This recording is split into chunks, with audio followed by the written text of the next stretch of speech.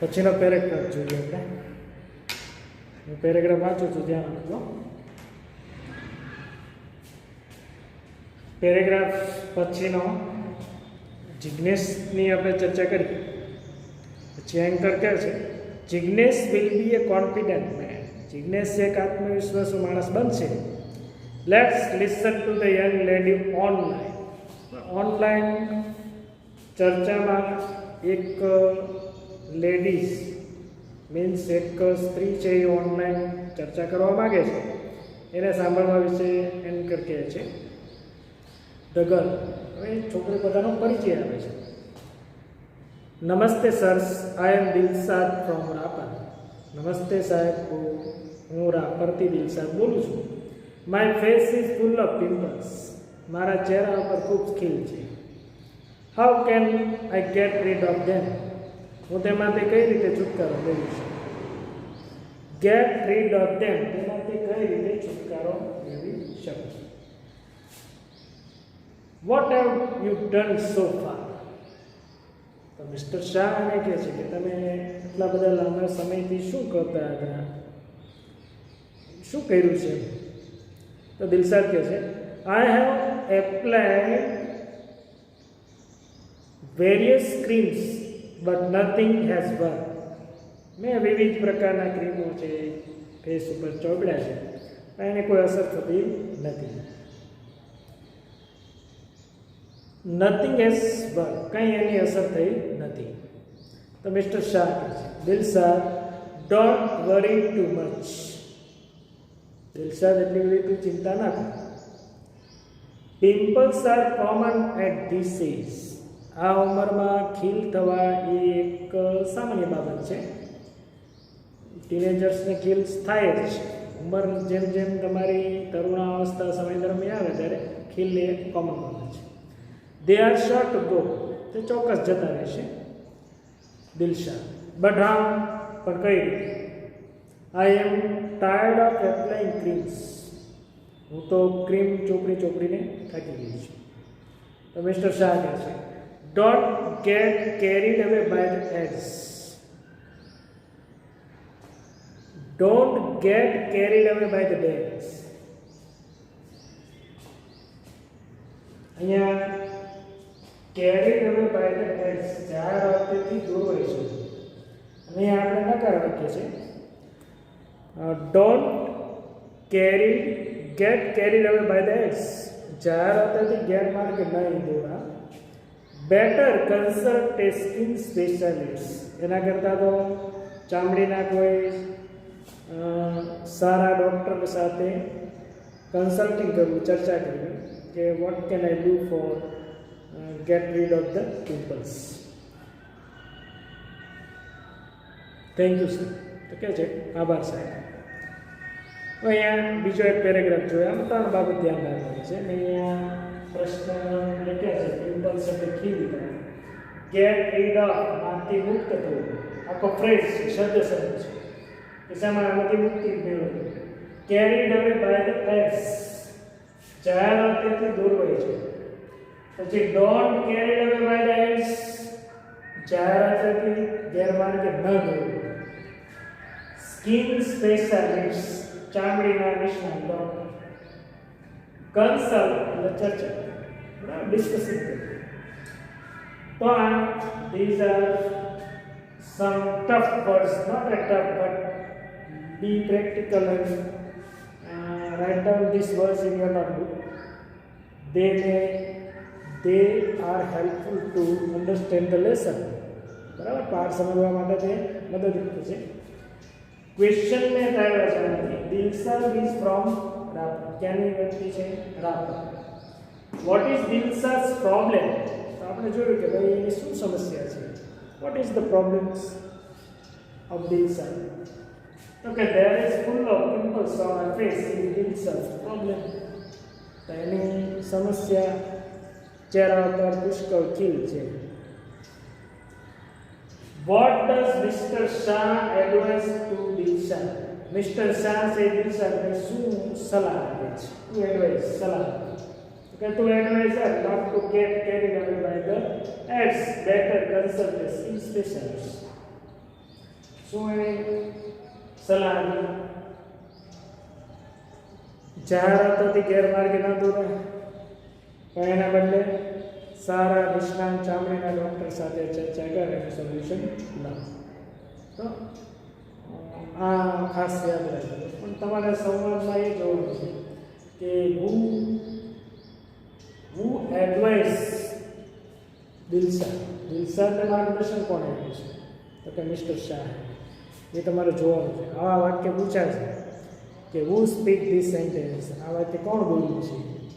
તો અહીંયા તમારે ખબર હોવી જોઈએ કે આ બધું એડવાઇસ આપે છે કોણ? મિસ્ટર શાહ. કોને આપે છે? કે Dilshad.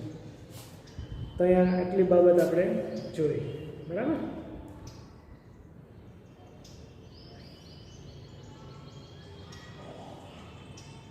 they are short to go. તો અહીંયા આ જે પ્રશ્ન છે એ તમારી નોટબુકમાં સારા અક્ષરો લખી નાખજો. પેરેગ્રાફ છે વાંચી લ્યો એકવાર. હજી બહુ મહત્વનો પાઠ છે, વારંવાર પરીક્ષા લક્ષી છે અને સમજવા જેવો પાઠ છે. ચાલો વિદ્યાર્થીઓ, હવે પછીનો પેરેગ્રાફ વાંચીએ.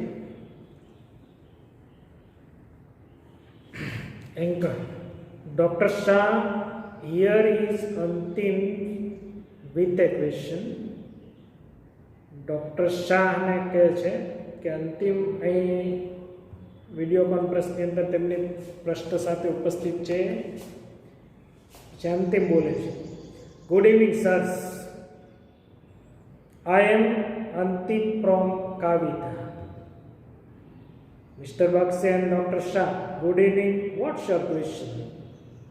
એનું અભિવાદન કરે છે કે ભાઈ તારો શું પ્રશ્ન છે? Antim, sir, can a blood donor acquire HIV? શું રક્તદાતાને HIV થઈ શકે છે? Mister Bakshi, that's a good question. Mister Bakshi કહે છે આ તમારો ખૂબ સારો પ્રશ્ન છે. By the way, a student like you can not donate blood. જોકે તમારી જેવો એક વિદ્યાર્થી છે એ બ્લડ ડોનેટ કરી શકતો નથી. તો અંતિમ કહે છે કે 18 વર્ષથી નીચેની ઉંમર હોય એ બ્લડ ડોનેટ કરી શકે નહીં, આપણે ખ્યાલ છે. એટલા માટે એમ કહે છે કે ભાઈ તારી જેવો વિદ્યાર્થી, તારી ઉંમરનો વિદ્યાર્થી છે એ બ્લડ ડોનેટ ના કરી શકે. તો કહે છે મને ખ્યાલ છે. I know that sir, I just want to know. Sir મને ખબર છે પણ આ તો ખાલી મારે જાણવું છે. Mister Bakshi, it is quite safe to donate blood to an HIV patient. HIVના દર્દીને બ્લડ ડોનેટ કરવું, આપવું એ તદ્દન સલામત છે. The blood donor cannot get infected because the instruments are sterilized. રક્તદાતાને ઇન્ફેક્શન, ચેપ લાગી શકતો નથી કારણ કે એના સાધનો છે તદ્દન જંતુમુક્ત હોય છે. આપણે તો બ્લડ ડોનેટ કરવાનું હોય તો એક બોટલમાં જાય ને પછી HIVના પેશન્ટને આપે તો એમાં કંઈ બ્લડ ડોનેટ કરે છે એને કોઈ ઇન્ફેક્શન કે ચેપ લાગે એવું બનતું નથી. તો એનો જવાબ મળી ગયો. અંતિમ કહે છે થેન્ક યુ સર, સાહેબનો આભાર માને છે. Anchor, you should know AIDS for no AIDS. તમારે એડ્સ ન થાય એ માટે જાણવું જોઈએ. Know AIDS for no AIDS. તમારે એવા સાધનોની માહિતી મેળવવી હોય કે જેનાથી એડ્સ ન થાય. એડ્સનો મતલબ અને એડ્સ સાથે બીજો શબ્દ છે એડ્સ એટલે સાધનો. તમારે એવા સાધનોની માહિતી મેળવવી હોય છે કે જેનાથી HIV કે એડ્સ ન થાય. Before we conclude the conference, let's listen two Harish problem. હવે અહીંયા આનો જવાબ આપ્યા પછી એક વ્યક્તિ ઓનલાઈન છે જે કોન્ફરન્સમાં જોડાયેલી છે જેનું નામ છે હરીશ. હવે આપણે હરીશની સમસ્યા વિશે જાણીશું. અહીંયા આ પાઠ જોયા પછી some of the tough words acquire એટલે પ્રાપ્ત થવું, મેળવવું એટલે થવું. ડોનેટ એટલે દાન કરવું, ડોનેશન એટલે દાન, ડોનેટ કરવું એટલે આપવું. સ્ટરીલાઇઝ જંતુ મુક્ત, જે કાંઈ સ્ટરીલાઇઝ કરેલા સાધનો છે જંતુ મુક્ત કહેવાય. ટુ ગેટ ઇન્ફેક્ટેડ ચેપલર, ઇન્ફેક્શન ચેપલર ફ્રેઝ છે એનો. પછી આ 3 પ્રશ્ન છે. પ્રશ્ન સમજી જશો એટલે આખો પાઠ ઈઝી થઈ જશે. અંતિમ ઇઝ ફ્રોમ કાલિકા, ક્યાંથી એમની અંતિમ છે કાલિકા. વોટ ડઝ અંતિમ વોન્ટ ટુ નો, અંતિમને શું જાણવું છે, શું જાણવું છે? તો કે અંતિમ વોન્ટ્સ ટુ નો કે બ્લડ ડોનર એક્વાયર HIV. અંતિમને જાણવું છે કે રક્તદાતાને HIV થાય છે, રક્તદાતા જે છે HIV થઈ શકે છે, એ એને જાણવું છે. What is mister Bakshi's answer to Antim? આની અંદર 2 પ્રશ્ન સમાઈ જાય છે. અંતિમ છે એ કોન્ફરન્સ, વિડીયો કોન્ફરન્સમાં કઈ વ્યક્તિ સાથે ચર્ચા કરે છે? તો કે મિસ્ટર બક્ષી સાથે. એટલે તમને ખબર પડવી જોઈએ કે અંતિમ છે એનો ડાયલોગ છે મિસ્ટર બક્ષી સાથે છે. What is mister Bakshi's answer to Antim? Mister Bakshi છે અંતિમને શું જવાબ આપે છે? તો કે it is quite safe to donate blood to an HIV patient. HIV ના પેશન્ટને રક્તદાન કરવું તદ્દન સલામત છે. બરાબર? આ 3 પ્રશ્ન તમે નોટબુકમાં લખી નાખો. સ્પેલિંગ પણ લખતા જજો સાથે સાથે.